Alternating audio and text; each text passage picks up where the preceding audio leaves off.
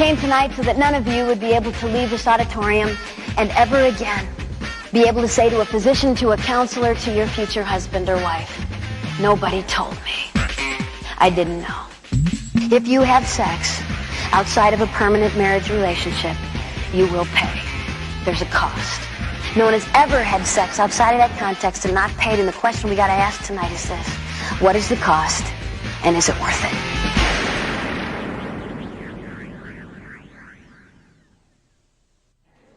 I travel all over the United States and internationally, speaking to about 250,000 teenagers a year, every year, and have learned a tremendous amount from the students that I've spoken to. Before I started speaking and traveling full-time, I spent 9 years counseling in crisis pregnancy centers in Chicago and in Minneapolis, St. Paul. And for 9 years, I would have girls in my office every day saying, Pam, I didn't know. And if somebody would have told me that this was going to be the result of the choice I was making, I'd have made a different choice. No one told me. I began to ask these girls in my office, what could we have said? What could someone have said to you before you made your choice that might have helped you to have made a better choice? And after 9 years, I realized that there were a lot of students out there making decisions about sex, having absolutely no idea what the consequence of that choice would be. It's what we're going to talk about today. I want you to understand that I didn't come today to decide for you what you're going to do about sex. That is not why I'm here. I can't make this choice for you, don't intend to. Can't go on your dates with you, I don't have time. Okay? I mean, I can't choose for you. No matter how much we would wish that we could put you in a box, lock it, feed you through a window till you're 24, we can't. All we can do is love you, tell you the truth, hope you make good choices. My goal today isn't to decide for you what you're going to do. You can do whatever you want. My goal is that none of you would be able to leave here and ever again have to say to a physician, to a counselor, to your future husband or wife, nobody told me. I didn't know. Today you're going to be told what you choose to do when you walk out of here is up to you. I get to start today the way I can't typically start in public school settings, and that's why it's so wonderful to be in parochial schools and be able to start this way. Students, God created sex. It's awesome. It's not a terrible thing we can't talk about at Catholic school. God created sex. That's right. Now listen up. God wants you to have great sex. He does. This is not about wrecking your fun. Now listen, you guys laugh at that, and I am going to prove it to you by the end of this hour, so you have to pay very close attention, because I'm going to have to talk to you about this again. God created sex. It was His idea, not yours. But God created sex with boundaries. And when sex happens within boundaries, it's awesome. When it happens outside of boundaries, it's horribly, horribly destructive. Help me out. What is the boundary or the context for which God created sex? There's the right answer. Most of you don't believe that. You know how many church kids I've had in my office for years look at me and say, but we loved each other.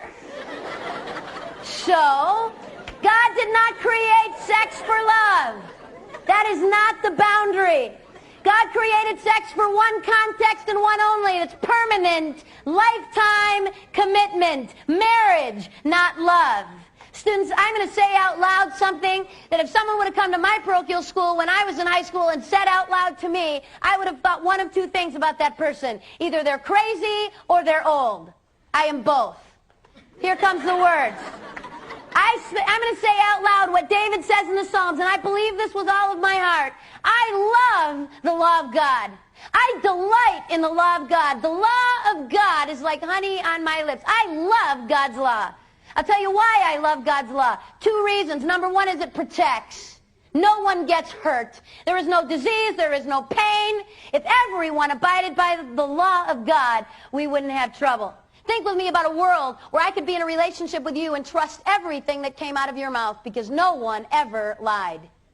Think with me about a world where women weren't raped, children weren't sexually abused, couples didn't split up because they didn't love each other anymore and leave children abandoned. Think with me about a world where teenagers didn't bring guns onto their high school campuses and shoot their fellow students. We say, Pam, that world doesn't exist. That's not the real world. Yeah, that world does exist. It's called the kingdom of God. It's called heaven, where one day we will all Abide by the law of God and there will be no pain. Second reason I love, first reason is it protects. Second reason I love the law of God is this. It's simple. It's not complicated. Even the stupidest of you in here can get this. You might be able to try to say a lot of things to God someday, but you will never be able to say, well, God, it was so hard I didn't understand if you would have been a little clearer. Especially when it comes to sex. This is not hard. Either you're married or you're not. Okay? This isn't too hard. Are you married? Did you have to think about that for more than a few seconds? Easiest question you've been asked all day, right? Are you married? No? Anybody planning to get married Saturday, November the 6th? We always have a few freshman boys in the back that have to go. That's me. I'm getting married. All right, pretend with me that this Saturday, November the 6th, is your wedding day. It's this week. I got news for you. Today, Thursday, the 4th of November, listen, you are not married. Saturday, walk the aisle, say the words, exchange the rings, leave, and have at it. But today, you're not married. Anybody in here confused? Not sure whether you're married or not? Just kind of confused? Because we'd be glad to help you. Okay? Here is the rule. Here is the simple law of God. If you are not married, don't do it. If you are married, go for it with the person you're married to. Okay, I have to put that in there. Some of you get a little confused. This is not hard. I mean, you're not out on a date on Friday night going, I don't know, does he like me? He said it. He's really cute. My heart's pounding. The other guy said he loved me. What is it real? What should I do? Are you married? No, then don't. If you forget everything that I tell you today, and you can only remember one thing from me, this is what I want you to hear today. If you have sex outside of the sacrament of marriage, if you have sex outside of one monogamous, and monogamy does not mean one at a time, one partner who has only been with you.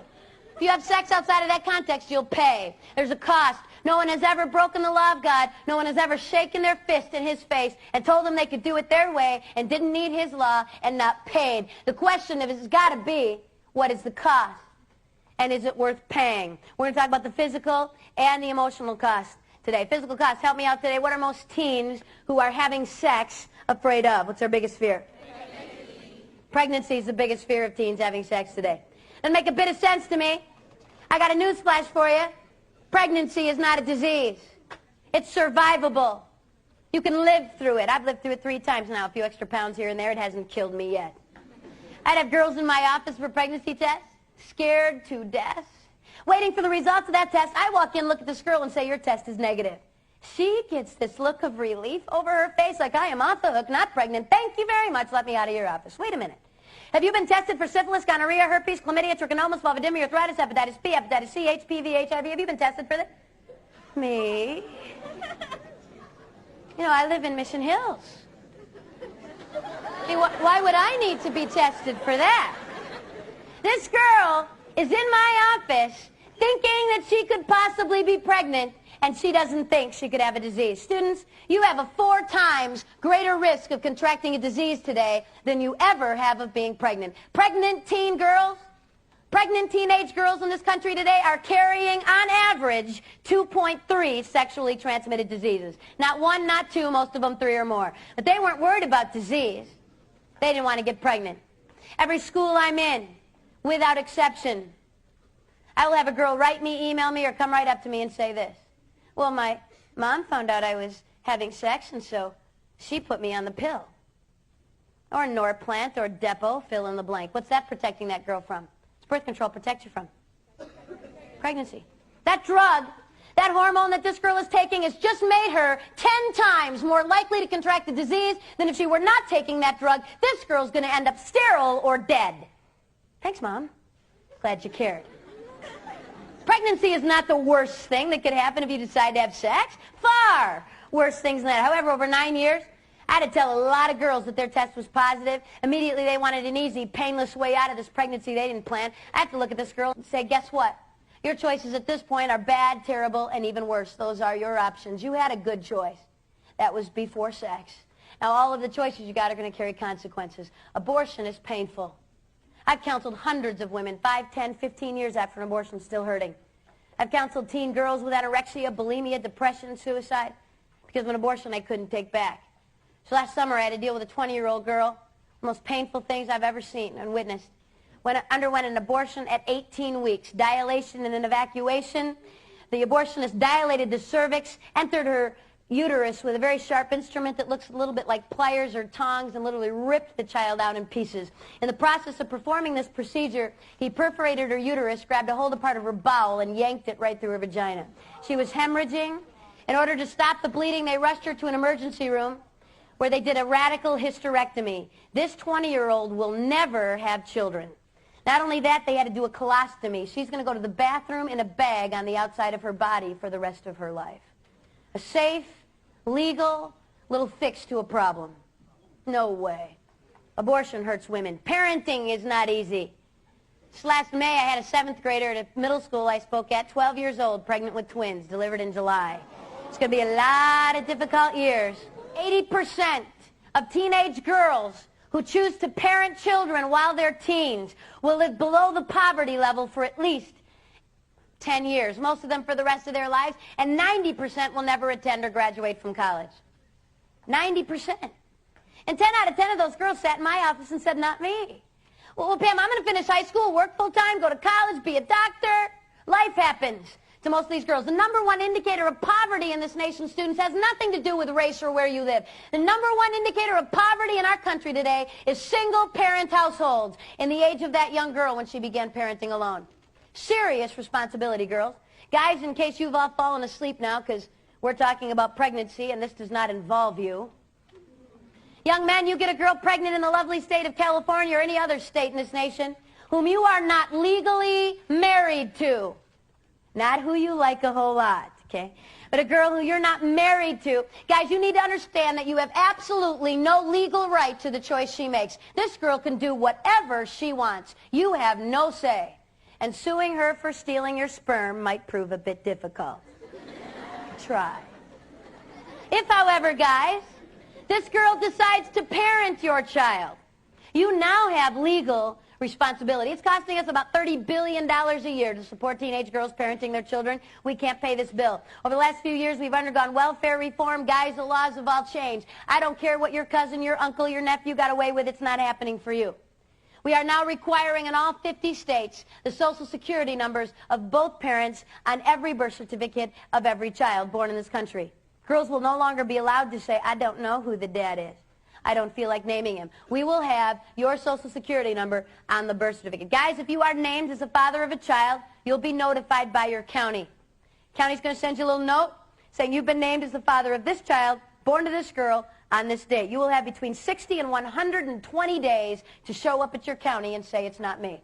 And she pulled my name out of a hat. I do not know that girl. That is not my kid. They'll do a blood test. If the blood test, in fact, proves that you are not the biological father, they're going to go back to mom and say, sorry, try again. So we have somebody's Social Security number on that birth certificate. Why did we change the law, guys? Why do we want that number? So we can let you know when your kid starts kindergarten? Send you a nice little note? Money is what we're after, guys. It's going to cost you over the next 18 years between $60,000 and $80,000, and your pay will be garnished. If you are not working, you will incur debt. And when and if you ever do get a job, it's coming out of your paycheck.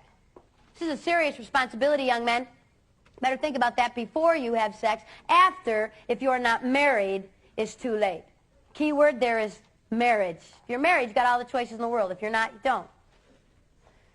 Third option a young girl has if she finds herself pregnant, which I happen to think is one of the more positive options available to girls today, but not without pain. It's going to carry consequences. It's adoption. The ability of a young girl to take the child she's carried with her for 9 months and loves with everything she is, to say, I want what's best for my child, and I'm not it. And I am willing to go through this pain to give my child a family. It takes a lot of courage, a lot of maturity, and a lot of love. 2 million requests for adoption will go unanswered every year in this nation. Girls, please hear this. This is primarily going to affect you. Infertility, the inability to have children of your own biologically, has risen over 500% in the last 8 years, in the 90s alone. In fact, we are now spending $4 billion a year on fertility treatment, and we have had more multiple births in the 90s because of fertility drugs than in the entire history of our nation up to this day.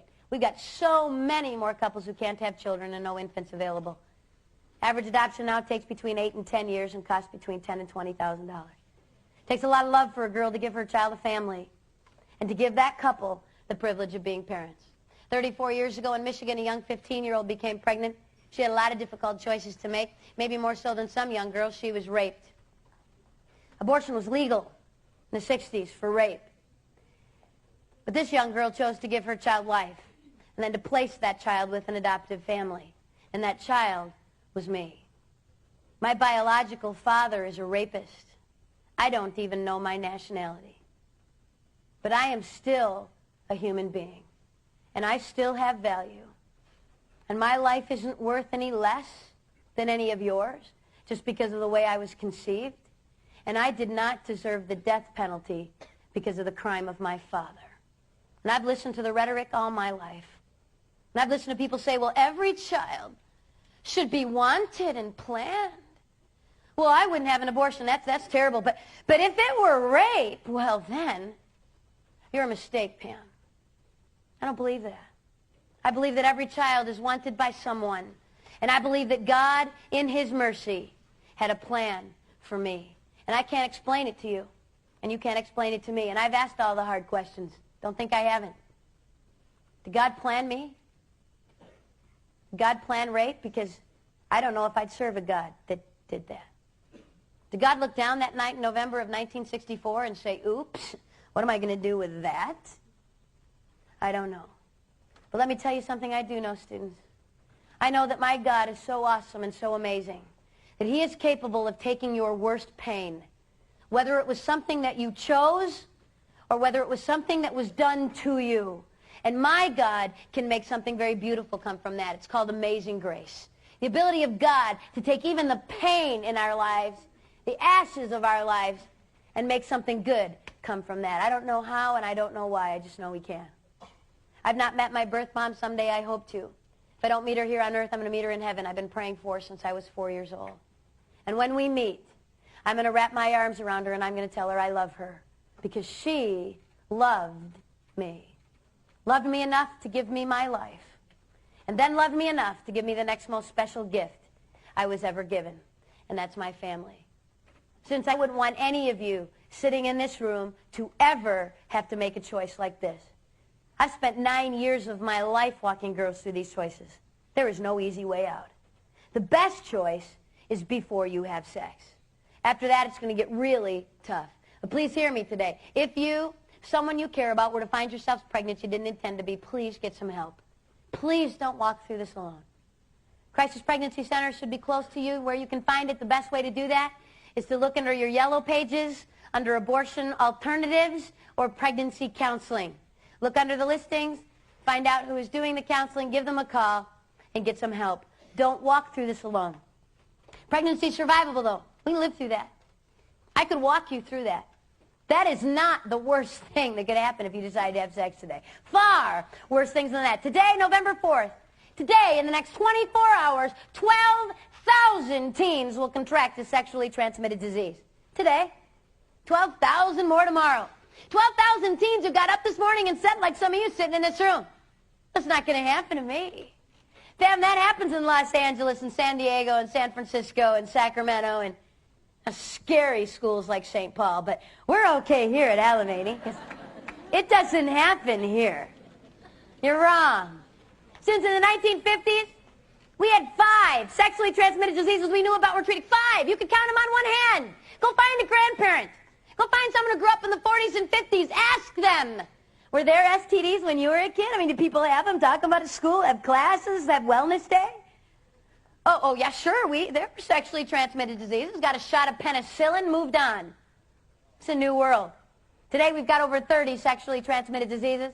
30% of them absolutely incurable. That means you get one of these diseases and you've got it for life. Which is a lovely thing, guys, when you're getting ready to get married. Found this girl you love. I mean, this is it. She's the one you want to spend your life with. All those other girls, that was just messing around. This is the real thing. Pull out that diamond, look her in the eyes. If you're really cool, young men, you'll get on your knees. And you say, marry me. By the way, I've got genital warts. You'll get it too. And we'll both be treated for the rest of our lives. In fact, you'll probably end up with a radical hysterectomy, cervical cancer, and possibly death. But marry me. Well, I'm excited now. Thank you for sharing. Isn't that what you want to tell your spouse? Lovely. HPV, genital warts, syphilis, gonorrhea, herpes, chlamydia, trichomonas, vulvodynia, arthritis, hepatitis B, hepatitis C, HIV, list goes on and on and on. These are serious diseases, students, with serious consequences. Please hear me this morning. AIDS is not the only disease out there, and it is certainly not the only disease that's killing people. And yet we still have teens who actually think, well, if I don't get pregnant or I don't get AIDS, well, then I don't have anything to worry about. No way. No way. I was speaking in Ohio and got about 185 emails in September from a bunch of people telling me I needed to watch ABC. Because ABC was going to do a little special about sex, and we all know what a fountain of truth the media is. And I thought, well, before I bash ABC about their little program, I should probably watch it. If you caught this show, they called their little educational program Sex with Cindy Crawford. Hour-long little program to educate us all. So, all right, ABC, you got an hour. 60 minutes minus a few commercials. You will mention, I'm not even asking you to explain, okay? Mention one other disease besides AIDS. Did they? There wasn't a word. What a tragedy for women. I could not believe it. Chlamydia, one of the most common diseases among teens today, is chlamydia. This is a bacteria, not a virus, easily treated and cured. 2 classes of sexually transmitted disease. If you haven't had biology yet, this will help you. Okay, 2 types of STDs, bacterial and viral. A bacterial disease is curable. If we knew you had it, we could help you. Antibiotics can wipe that out. A virus is not. You get a virus, you've got it for life. There is no cure. We have never in the history of the world cured a virus, okay? Chlamydia is not a virus. It's a bacteria, curable. So what's the big deal? I'll tell you what the big deal is. And over 90% of teenagers who have chlamydia, there are no symptoms. You can't treat a disease you don't know you have. We got all kinds of teenagers out there having sex going, well, it's not bothering me. I mean, I've had sex, but I don't have a disease. Never been tested, certainly not in the last 2 months. But I know I don't. How in the world would you know that? Let me tell you something pretty safe to say I know about you. If you're sitting in this room and you are sexually active or have had sex, let me tell you something pretty safe to say I know about you. It's true of teens all over the world. You actually believe that if you get up the next morning and herpes isn't tattooed to your forehead, you don't have a disease. I mean, if I can't see it, feel it, or touch it, I don't have it. If I had a disease, I would know. My nose would turn purple, my ears would be red, something would burn. I would know. No, you wouldn't. If I asked you what the pregnancy rate was at your high school, you could probably tell me. We had 8 girls get pregnant last year. There were 7 girls at our school. We've got the highest pregnancy rate. But I don't know anybody at my high school who's got a disease. Really? First of all, your friends aren't getting tested. And even if they were, do you think they would tell you? Went to the doctor Monday, found out I had herpes. Tell everybody by 5th hour. I would like for the entire school to know. You think I'm going to tell you? There's no way. So you think walking down the halls you're going to see it? Oh, purple nose, herpes, stay away from that. Oh, am I going to do that? So you think as you can't see it, feel it, or touch it, or know anyone with it, it doesn't happen. It doesn't work that way. The American Medical Association released a bulletin about a year ago. They said this: every teenage girl who has had sex or is sexually active has to be tested for chlamydia every 6 months. Every teenage girl who has had sex has got to be tested for chlamydia every 6 months. Cindy Crawford didn't have a few seconds to mention that? Couldn't fit that into her little schedule? Why did the AMA say girls? Why didn't they say every teenager having sex should be tested for chlamydia? Don't guys get this? Of course they do. Who in the world do you think you're getting it from, girls? Guys and girls both get this, so why would they say just girls? I'll tell you. Girls, listen up. Girls, you contract chlamydia one time in your lifetime, cured or not, and there is a 25% chance you will be sterile for the rest of your life. Contract this disease twice, girls, it jumps to 50%. Contract it 3 times, and there's a really good chance you will never have children. We've got women in their 20s, early 30s saying, I'd like to start my family now. I'm married, like to have a child. They try. Can't get pregnant. They go running to an infertility specialist. He checks and says, my goodness, you've got all this scar tissue in your fallopian tubes, your ovaries, your uterus. You have pelvic inflammatory disease, PID. You had chlamydia or gonorrhea. What? What in the world did I have? How could I have had that disease? I didn't even know. It's too late, girls. Girls, I'm begging you to hear this morning. please hear me. That guy can break up with you, leave you, meet another girl, marry her, and have a family. This is not going to hurt him. You're scarred for life. You have more to lose, girls. Please don't miss this. I am so sorry. Life is not fair. There is no even score here. Girls, you are going to pay a higher price physically every single time. In case you missed this in 6th grade human reproduction and anatomy, we're different. Boys' and girls' bodies are not the same. Some of you are looking confused. That's scaring me. Thought that was safe by now. Girls, you all have an open sexual system. The guys sitting in this room all have closed sexual systems. Girls, you are easier to infect and easier to damage on a permanent basis. It's the way you're made. Girls, you have to release an egg from an ovary. It has to make its way through a fallopian tube that cannot be scarred in any way. If that takes place and conception takes place, this conceived egg now has to attach itself to your uterine wall. There can be no infection or scarring of your uterus. If it's able to receive the nutrients it needs, baby grows for 9 months, you deliver. He produces sperm. Big deal. Not that hard. Girls, your system is just a little more complicated. It's the way you're made. Now the guys are ticked. I can see you. Well, that's tough. Well, if you think that's so easy, you just try that then. See, they let a woman speaker come in and talk about sex, and she's just dissing men. What's wrong with you? Some kind of feminazi or something? Don't you like men? I like men. I married one. I have 2 boys. And I'm going to say something really nice about a lot of the young men sitting in this room, so I don't want any guys with selective hearing. Okay, you got to pay attention to the whole thing, not just a little part. Girls, I've traveled this country. I've been in towns, cities, and schools all over this nation and around the world. And girls, in every school I've been in, and Alamania is no different, sitting in this room are young men of integrity, guys with character, girls, guys who do care about you. Girls, the kind of guy, if you were to date him, would look at you and say, I do love you, and you matter. And you know what? I might be able to walk away from sex with you without permanent damage, but you might not. And I love you so much. You matter so much that I would never ask you to put your life on the line to meet my momentary need. I would never pressure, demand sex, dump you if you wouldn't sleep with me. I care too much for you for that. There are guys with that kind of integrity, girls. I married one. Unfortunately, as a small word of warning, there are some guys who don't care. As long as they don't get hurt in the long run, they're going to say all the words. I love you. Well, everybody else is good. I can't live with it. If you won't, she will. I'll die. You're not going to die. Nothing will fall off. You will live. Real love respects. Love doesn't pressure, damage, hurt, take, and walk. It's not love.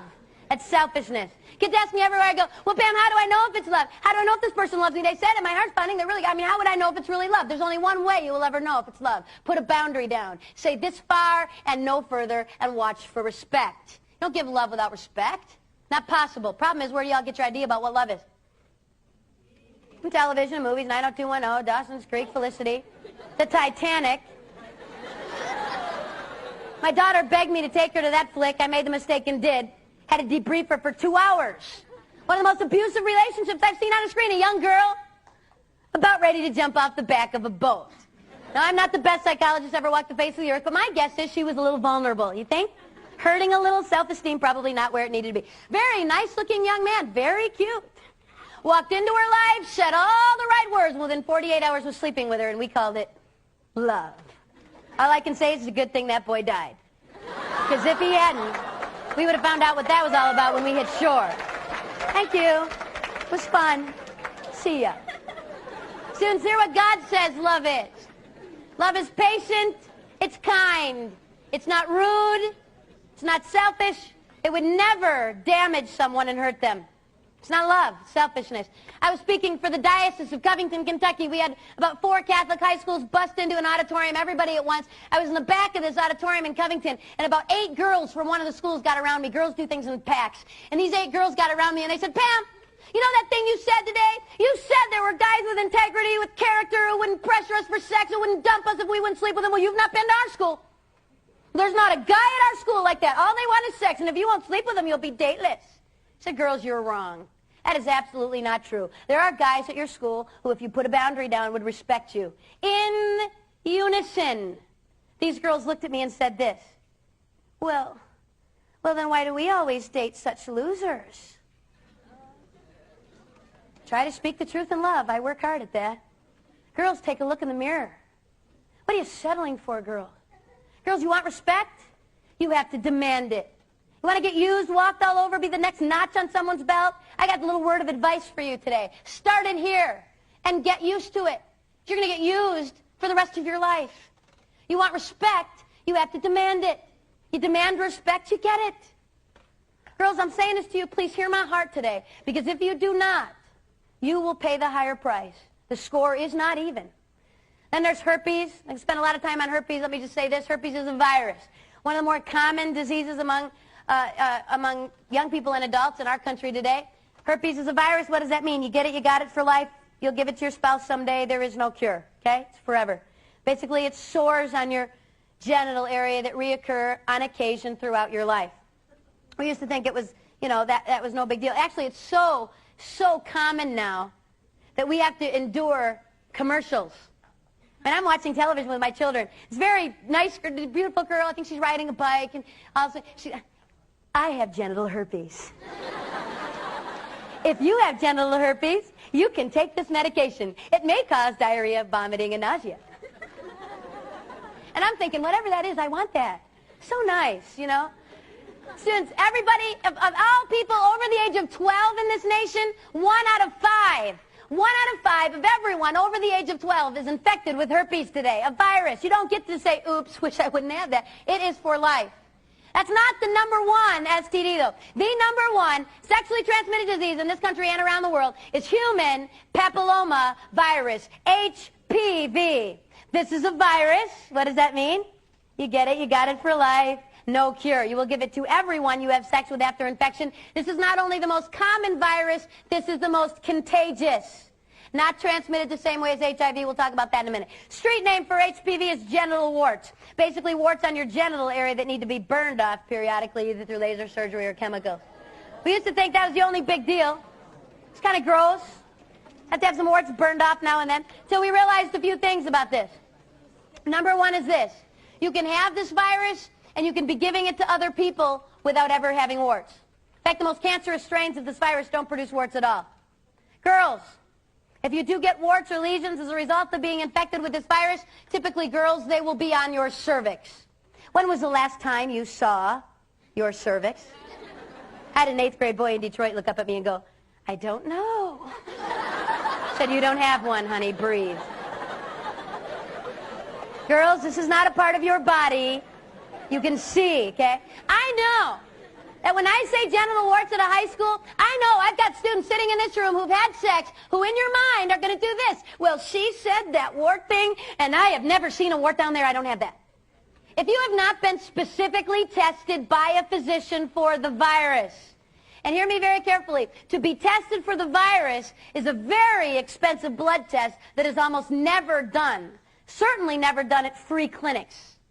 And so we got all kinds of kids going, well, I got tested. I went down to the free clinic, paid $5, and I don't have anything. Absolutely not. We can't afford to test you for the virus. What we do is require all women who've had sex to undergo a pap smear yearly, at least, if not every 6 months, to in fact make sure that you don't get the eventual result of the virus, or possible result of the virus, which is cervical cancer.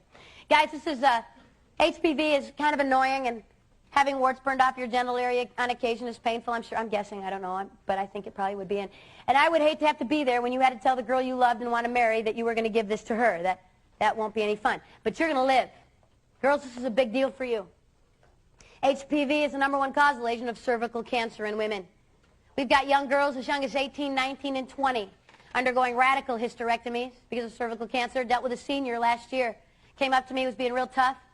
Oh yeah, I have HPV. I have cervical cancer. I've had numerous cryosurgeries on my cervix. It's been frozen numerous times, and the cancer now spread to the uterus, and I'm getting a hysterectomy in 3 weeks, just before she graduated from high school. She said, Pam, it doesn't matter. Kids are noisy, smelly, and they cost a lot of money, and I don't want any. Then she got a little teary. She said, I'm just trying to deal with the fact that I'm going to have to tell the man that I love and want to marry that if he marries me, neither will he. Is it worth it, girls? Girls, do you realize that more women died in this country in 1997 of cancer-related illness due to this disease than died of AIDS? This STD is killing more women currently than is HIV. Second leading cause of cancer death in women, and we're not talking about this? Not telling our daughters this? I had a 10th grader stop me after an assembly in tears. She said, Pam, 3 months ago, went to a party, got drunk. Girls, can I love you just a minute? You can have all the right answers today. No, I want respect. I don't want scarred tubes. I don't want cancer. I don't want all that. I'm going to wait. And then one night you get drunk and have no concept what it is you're doing. Please don't drink. Please don't use any kind of drug that would alter your ability to choose. This girl had been drunk. She had sex with this guy. Now she's scared. What do? I said, you need to get tested. Do it today. Please go to your family physician, use your insurance, and ask to be tested for everything.